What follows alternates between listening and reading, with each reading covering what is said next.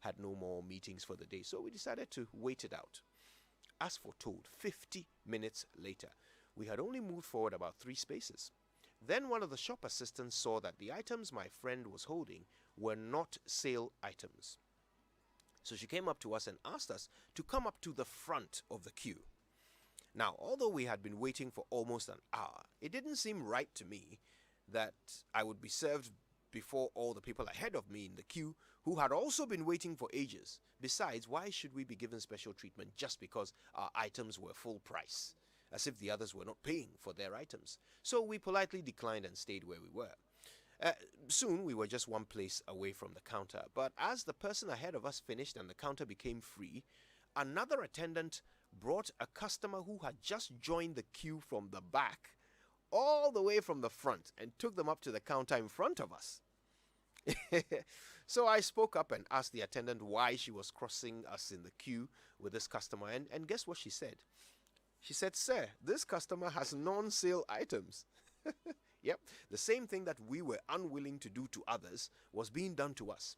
So of course I started to explain that I also had non-sale items, that I had still patiently waited in the queue for my turn, but before I could say anything, the man serving behind the counter suddenly raised his voice and shouted at me. He said, "This queue is for non-sale items. You shouldn't be here.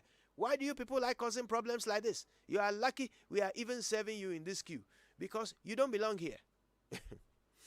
So I tried to show him the stuff we had in our hands, but he just wouldn't give us a moment to speak. He kept complaining about what troublemakers we were, even though we also were buying non-sale items, and how lucky we were that he was even planning to serve us when we don't belong in the queue.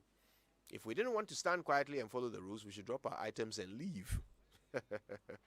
Yeah, eventually I decided we had been abused enough, so I intervened and told the insolent little man that we were also buying non-sale items, but that didn't seem to matter to him. He just kept going on. He said, "I don't care."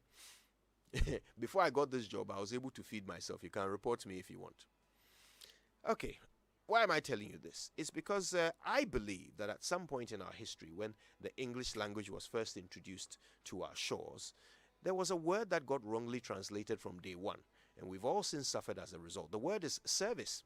I think somehow service got translated into servant, and people employed to provide service to customers seem to have a certain inferiority complex about their jobs. They think their customers may be considering them servants, and so in a bid to prove they are not, they tend to develop the most disgusting attitudes. And honestly, at this point, if you are, in the customer service business and you cannot do service delivery, then look, you need to get out of the way for someone else to deal with the paying customers. My name is Kojo Yankson, and I am not a servant, so join me every morning for the service of your life. Good morning, Ghana folk.